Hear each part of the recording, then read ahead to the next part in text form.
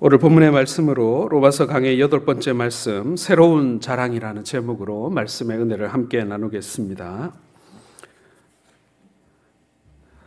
바울이 로마 교회를 향해서 이 로마서라고 하는 이 편지를 썼을 당시 주후 약 57년경인데요.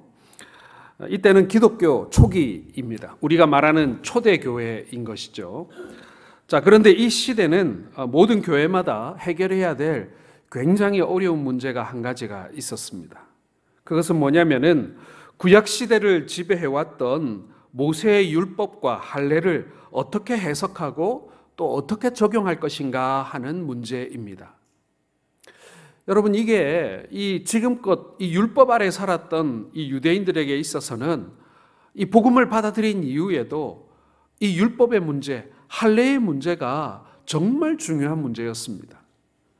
이 문제를 바꾼다라는 것은요, 자신들의 어떤 민족적 정체성, 그리고 개인적으로 보자면 그 집안이 걸어온, 그 가문이 걸어온 모든 그들의 그 전통을 다시 뒤바꾼다라는 문제이기 때문에 결코 쉬운 문제가 아니었다라는 것입니다. 복음은 오직 예수 그리스도를 믿음으로 구원받는 것인데 이 유대인들에게는 아직도 이 복음이 그렇게 실감나지 않았다라는 것입니다. 복음은 유대인들이 가지고 있는 세 가지 자랑, 즉 율법과 할례와 그리고 아브라함의 혈통이라고 하는 이 세 가지를 무의미하게 만들어버리기 때문에 그런 것이죠. 그래서 복음을 온전히 받아들여지지도 않고 여전히 자신들의 자랑을 주장하고 내세우기도 했다라는 것입니다. 초대교회 성도들은요, 유대인도 있고 헬라인도 있고 로마인도 있고 그 외에 다른 이방인들도 있었어요. 이 로마라고 하는 나라가 이 거대한 제국을 만들고 수많은 식민지를 개척함으로써 어떤 현상이 벌어졌냐면 민족들이 막 섞여 살기 시작했다라는 거예요.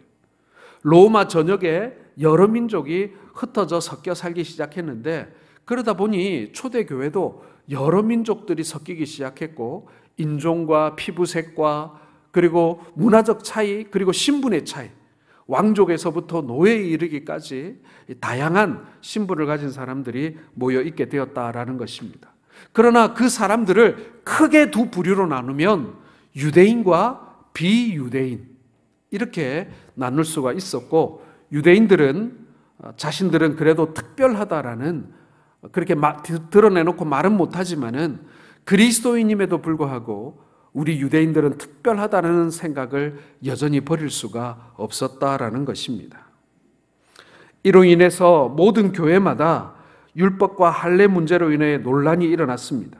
유대인들은 여전히 율법과 율법의 행위를 강조하고 싶어 했습니다. 어떻게 그냥 그대로 구원을 받나? 그래도 뭔가 좀 해야지. 그래도 뭔가 좀 우리가 우리 입장에서 하나님한테 뭘 좀 해야지 구원을 받을 수 있지 않겠는가라는 그런 율법 의식에 여전히 사로잡혀 있었다라는 것입니다. 로마 교회도 예외는 아니었죠. 오늘 본문에서 바울은 아브라함을 예로 들면서 유대인들이 갖고 있는 세 가지 자랑이 얼마나 헛된 것인가를 지적하고 있습니다. 그리고 그 세 가지 자랑을 버리라는 거예요. 대신에 이제 유대인이나 이방인이나 구분할 것 없이 우리에게는 그리스도 안에서 새로운 자랑거리가 생겼다라고 말씀하고 있는 것입니다. 오늘 이 유대인들의 세 가지 자랑거리가 뭔지, 그리고 그 자랑거리를 대신하는 새로운 자랑거리가 무엇인지를 우리가 함께 살펴보면서 은혜 받는 시간 되기를 소원합니다. 첫 번째로 여러분, 우리가 받은 것은요, 율법 대신에 믿음을 얻었다라는 것입니다. 우리의 자랑이 더 이상 율법이 아니라 이제는 믿음이어야 한다라는 말씀인 것입니다. 자, 2절과 3절을 같이 읽겠습니다. 시작. 만일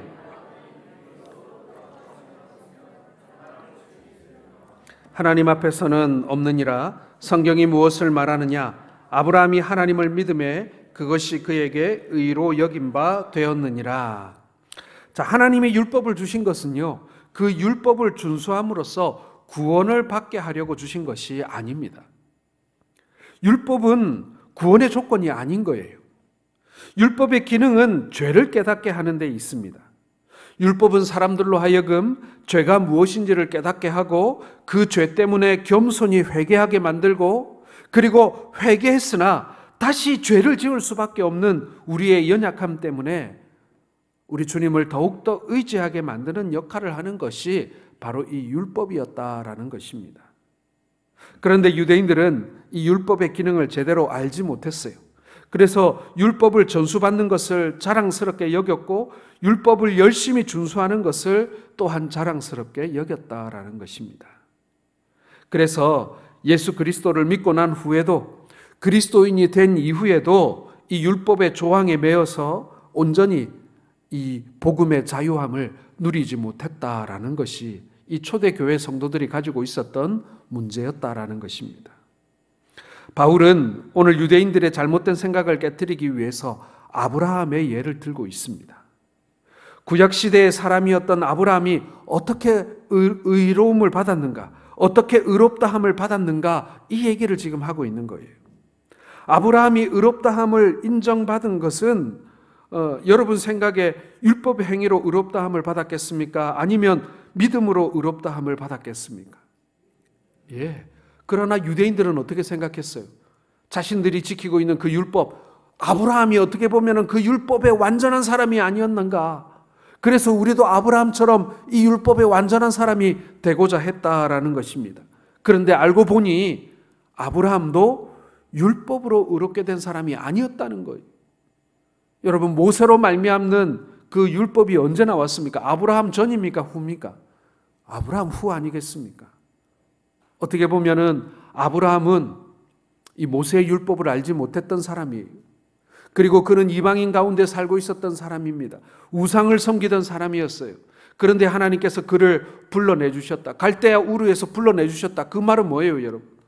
갈대아 우르에서 불러내 가지고 하는 거 봐가지고 구원할까 말까를 판단하는 게 아니라 이미 거기서 불러내실 때부터 하나님은 아브라함을 구원하기로 작정하고 계셨던 거예요. 아브라함이 뭘 했는데요? 아브라함이 무슨 율법을 준수했습니까? 아니면은 하나님의 이름을 부르며 제사를 지냈습니까? 아닙니다. 아무것도 하지 못했을 때, 죄인 되었을 때 하나님께서는 아브라함을 갈대아 우르로부터 불러내셨잖아요.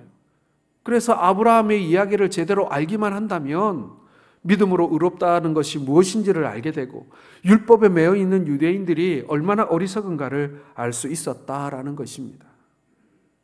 오직 믿음으로만 의롭다함을 받았다라는 것, 예수 그리스도께서 세상에 오시기 전에 아브라함이 의롭다함을 받은 그것이 다르지 않다라는 거예요. 구약과 신약의 시대가 그 시대를 꿰뚫는 이 복음이 있다라는 것을 말씀해 주고 있는 것입니다. 자, 아브라함과 하나님의 첫 만남은 창세기 12장부터 시작되고 있습니다. 자, 창세기 12장 1절과 2절을 같이 읽겠습니다. 시작. 여호와께서 아브라함에게 이르시되 너는 너의 고향과 친척과 아버지의 집을 떠나 내가 내게 보여줄 땅으로 가라. 내가 너로 큰 민족을 이루고 내게 복을 주어 내 이름을 창대하게 하리니 너는 복이 될지라. 자, 아브라함은 하나님의 이 약속의 말씀을 믿고 평생 살아온 고향 갈대아 우르를 떠나서 하나님이 약속한 땅으로 왔습니다. 그때 아브라함의 나이가 75세였어요. 아브라함이 하나님을 처음 만나고 약 10년이 흘렀다는 것입니다. 하나님은 아브라함에게 큰 민족을 이루게 하신다고 약속했는데 지금 75세가 된 이 아브라함의 나이를, 그 형편을 보게 될 때 큰 민족은 고사하고 단 한 명의 자식도 주시지 않았다라는 것입니다. 하나님이 약속을 하셨는데 이 약속이 10년 동안 이루어지지 않으면 여러분 믿음이 흔들리지 않겠습니까? 어떤 사람인들 의심하지 않겠습니까? 예, 아브라함도 흔들렸습니다. 아브라함도 의심했습니다. 아니, 아브라함의 마음속에 온통 부정적인 생각으로 가득 차 있었습니다. 그래서 하나님께 뭐라고 말하고 있습니까? 창세기 15장 2절을 같이 읽겠습니다. 시작. 아브라함이 이르되 주 여호와여 무엇을 내게 주시려 하나이까? 나는 자식이 없사오니 나의 상속자는 이 다메섹 사람 엘리에셀이니이다. 자, 아들을 주신다고 약속을 하시고 10년이 지났습니다. 지금 절 놀리십니까? 지금도 자식 하나 없습니다. 내 종 엘리에셀을 나의 상속자로 삼고자 합니다. 하나님이 자녀를 주시겠다고 했는데 아브라함은 임의로 하나님의 복을 해석하고 있는 것입니다. 그러자 하나님이 아브라함을 데리고 나가 하늘의 별들을 보여주시면서 반드시 너의 몸에서 나온 자식이 후사가 될 것이라고 말씀합니다. 그러자 아브라함이 그 말씀을 믿었다라고 되어 있어요. 자, 창세기 15장 6절을 같이 읽겠습니다. 시작. 아브라함이 여호와를 믿으니 여호와께서 이를 그의 의로 여기시고. 자, 아브라함이 의롭다함을 얻은 것은요, 그가 어떤 행위를 보였기 때문에 하나님이 그를 의롭다라고 여긴 것이 아니었다라는 거예요. 이 아브라함이 의롭게 된 것은 하나님을 믿었기 때문에 의롭다함을 인정받았다라는 것입니다. 하나님께서는요, 어떤 경우에는 우리의 행위보다 우리의 중심을 항상 우선해서 보신다라는 사실을 여러분 기억하시길 바랍니다. 우리 마음속에 늘 그런 게 있어요. 내가 뭔가를 좀 해야 하나님께서 좀 나를 좋게 여기시지 않을까? 나의 믿음을 좀 믿어주시지 않을까? 내가 좀 뭐 선한 일을 해야, 아니면은 좀 더 열심을 보여야 하나님께서 내게 좀 복을 주시지 않을까라는 그런 강박증이 우리에게 좀 있어요. 예, 그것도 어느 정도 틀린 말은 아닙니다. 우리가 열심히 살아야죠. 의롭게 살아야죠. 열심히 봉사해야죠. 그리고 섬겨야죠. 그러나 오늘 하나님께서 그 모든 것 위에 우선적으로 보시는 것은요, 우리의 중심이다라는 것입니다. 우리의 중심 말입니다. 어떤 사람은요, 누구에겐가 잘 보이기 위해서 열심히 하는 것처럼 보일 수도 있어요. 어떤 사람은 자신의 이름을 내기 위해서, 자신의 명예를 지키기 위해서 그렇게 열심히 하는 것처럼 보일 수도 있어요. 사람들은 몰라도 하나님께서는 그 중심을 아신다라는 것입니다. 우리 하나님께서는요, 결과와 현상만을 보시는 것이 아니라 우리의 동기를 보신다는 거예요. 우리가 어떤 마음으로, 어떤 자세로 살고 있는가를 보신다라는 거예요. 어떤 마음으로 하나님 앞에 나오는가를 하나님께서는 알고 계신다라는 것이죠. 여러분, 우리가 친구를 사귈 때요, 그 친구의 진심을 알게 될 때가 있어요. 늘 나에게 친절하고 나에게 뭔가 베풀기를 좋아하고 내 칭찬을 막 하고 뭐 그 좋다 이거예요. 그래서 나는 좋은 친구라고 생각을 했고, 그리고 나를 알아주는 친구라고 생각을 했는데 어느 날 우연하게 그 친구의 마음을 알게 되었을 때, 때로 우리가 실망할 때가 있잖아요. 아, 저 사람의 마음이 저렇구나. 그게 오해일 수도 있지만 그 사람의 마음을 알게 되면요, 그때부터 그 사람의 어떤 친절이나 그 사람의 어떤 호의가요, 똑바로 보이지 않아요. 아, 저 사람이 마음으로는 안 그런데 나한테 저렇게 형식적으로, 아니면 나에게 뭔가 좀 얻을 게 있어서 나에게 저렇게 잘하는 것 아닌가라는 의심을 하기 시작한다라는 거예요. 그게 여러분 사람이잖아요. 그렇죠? 하물며 하나님은 어떠시겠습니까? 하나님께서는 우리의 중심을 보신다라는 거예요. 모든 것이 우리의 중심을 따라, 우리의 마음에 담겨져 있는 이 믿음을 따라, 그래서 하나님께서 우리를 보시고 계신다라는 것입니다. 사랑하는 성도 여러분, 사도 바울은 오늘 본문에서 이렇게 말씀하고 있습니다. 5절을 같이 읽겠습니다. 5절 같이 읽겠습니다. 시작.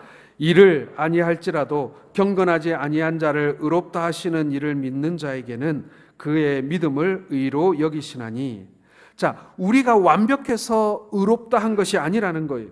부족하지만 하나님이 의로 여기시기 때문에 그 은혜가 더욱더 크다는 것이죠.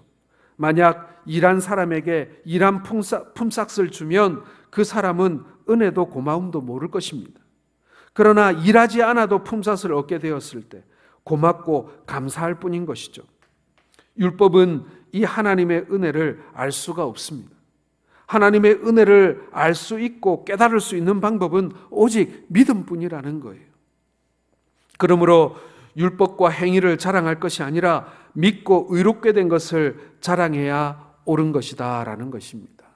사랑하는 성도 여러분, 우리의 모든 삶과 행위가 무의미하다는 얘기는 아닙니다. 그러나 우리의 중심을 보시는 우리 주님께서 우리의 중심을 보고 계시고 우리에게 말씀하고 계시고 우리의 어떤 간구를 듣기를 원하시는 그 내적인 관계를 여러분 더 중요시 여기시기를 바랍니다.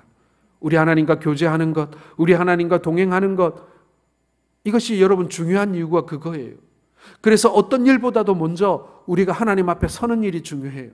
오늘 이 시간 예배에 나와서 주의 말씀을 청종하고 그 말씀의 뜻이 무엇인가 상고하는 것이 중요한 것이고요. 그리고 내가 기도하는 시간을 통해서 하나님의 마음을 내 마음으로 하나님의 마음을 알아가는 것, 하나님 앞에 간구하고 주의 음성을 듣는 것, 그것이 여러분 우리의 신앙에 있어서 어떤 일보다도 중요하다라는 것입니다.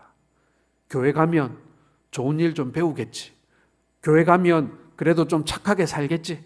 교회 가면 그래도 복 받고 살겠지 라고 하는 그런 피상적인 신앙이 아니라 우리가 주님과 함께 교제하며 소통하는, 우리 주님과 함께 교제하는 여러분 그런 믿음 가지시기를, 그런 믿음으로 주님과 함께 하시는 우리 성도들 되시기를 주의 이름으로 축원합니다.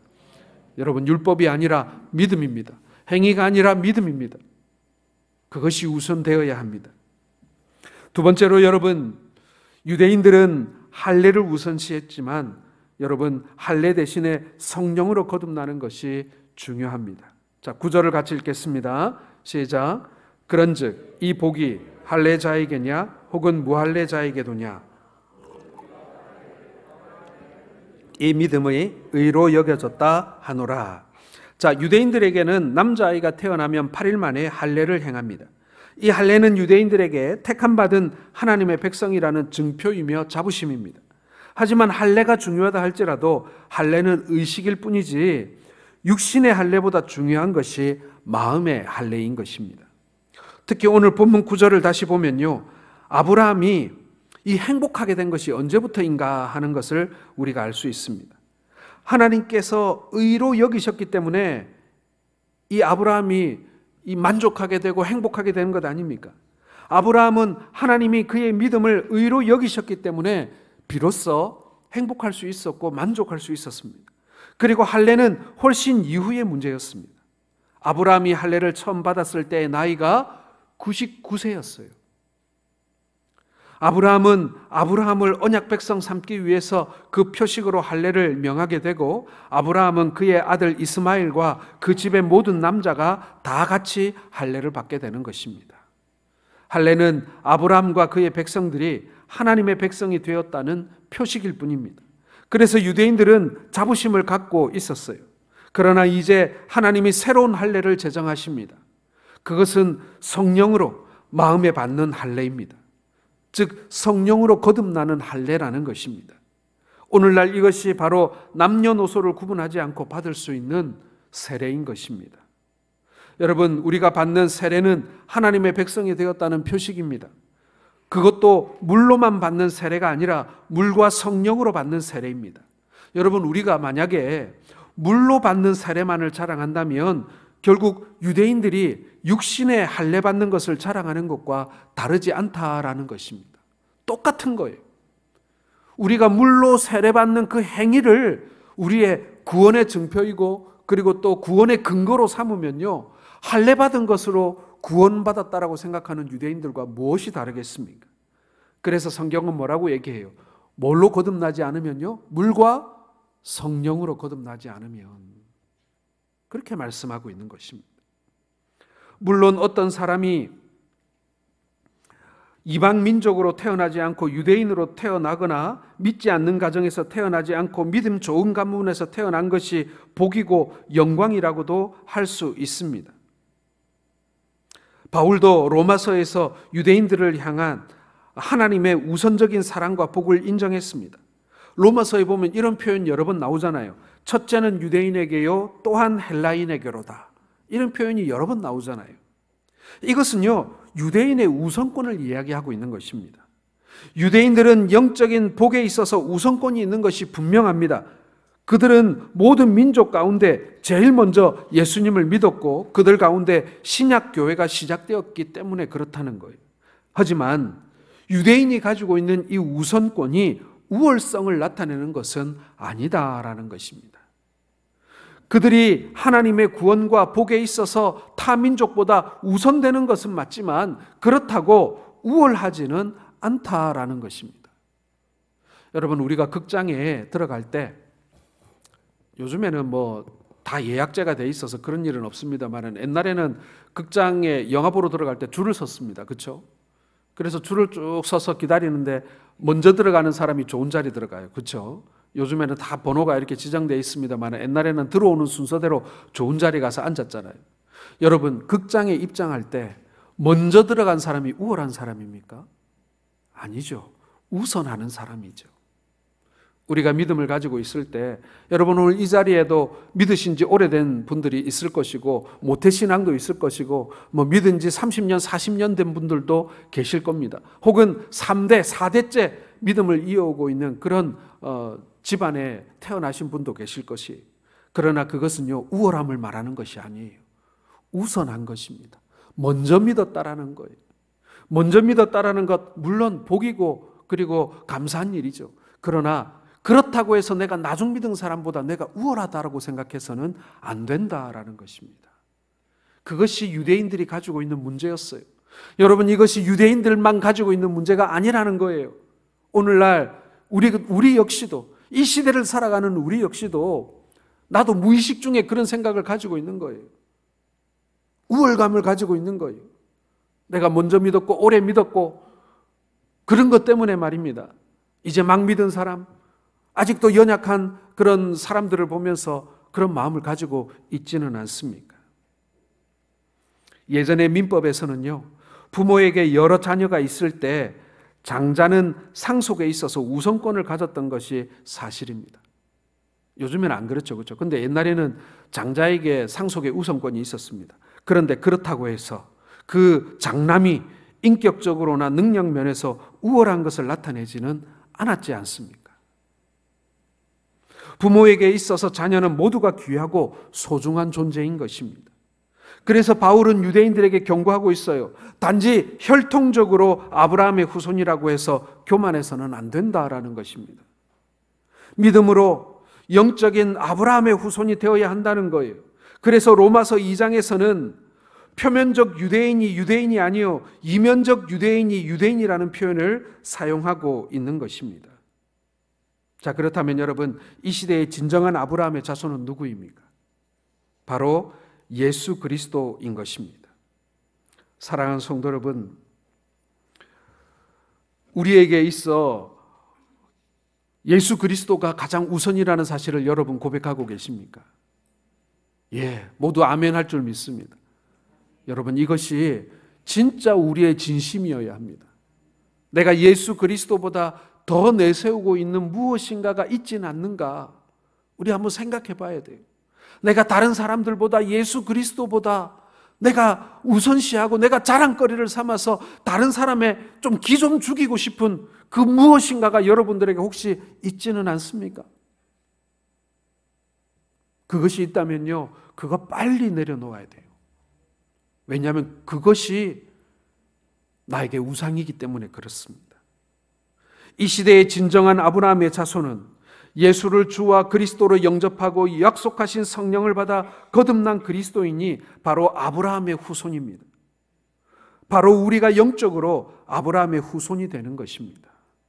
사랑하는 성도 여러분, 갈라디아서 3장 7절 말씀을 우리가 같이 한번 읽어보겠습니다. 시작. 그런즉 믿음으로 말미암는 자들은 아브라함의 자손인 줄 알지어다.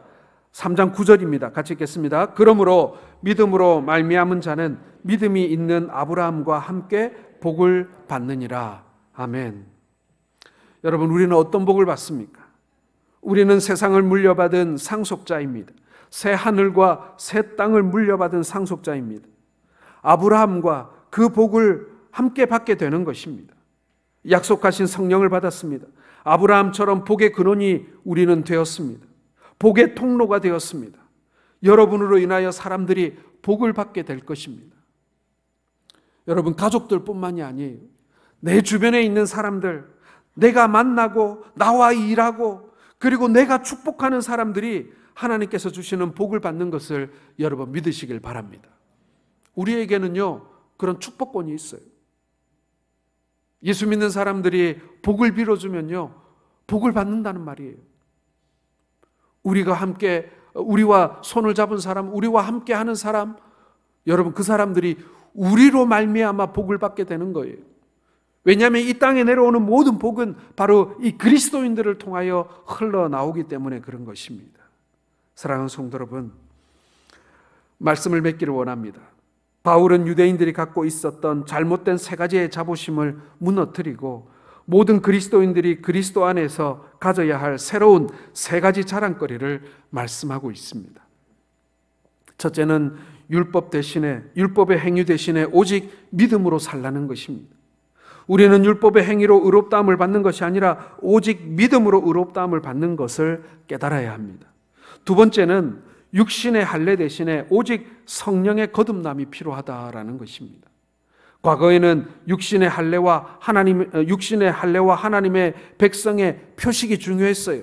그러나 예수 그리스도께서 세상에 오셔서 하나님의 자녀되는 표식으로 물과 성령으로 거듭남의 표식을 주셨다라는 것입니다. 여러분, 어떻게 보면은 이 혈통이라는 것, 아브라함의 혈통 대신에 오직 예수 그리스도라는 이 사실, 이것이 세 번째로 우리에게 주신 자랑거리다라는 것이죠. 여러분, 혈통이 무엇입니까? 내가 어느 집에 태어나고 싶다고 그 집에 태어나는 게 아니잖아요.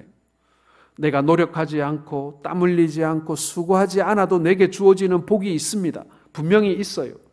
여러분, 그 복을 받았다고 느꼈을 때 여러분, 그것을 자랑할 것이 아니라 오직 예수 그리스도를 바라봐야 한다라는 것입니다. 사실 우리 가운데 그런 것들이 있어요. 남보다 내가 좀 더 좋은 환경, 좋은 조건을 가지고 사는 것들이 있습니다. 그것을 여러분, 내가 수고하지 않은 것으로 여기시기 바랍니다. 그게 성경에서 오늘 말하고 있는 혈통이에요. 우리가 지금 오늘 이 자리에 앉아 있는 분들 중에 왕족이 있겠습니까? 귀족이 있겠습니까? 사실 그렇게 우리 가운데는 혈통이 중요하지 않아요. 하지만 이 혈통보다 우리가 거저 얻은 것, 우리가 수고하지 않고 얻은 것들을 여러분 혈통으로 여기시면 좋겠어요.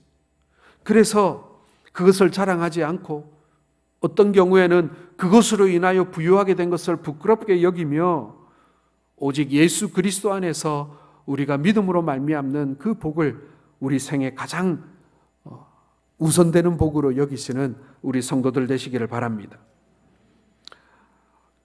우리가 우리의 마음 깊이 우리가 진짜 자랑해야 될 것이 무엇인가를 생각하면서 여러분, 주님께서 우리에게 주신 이 믿음을 따라 그리고 그 긍휼과 그리고 그 은혜를 따라 살아가시는 우리 모든 성도들 되시기를 주님의 이름으로 축원합니다.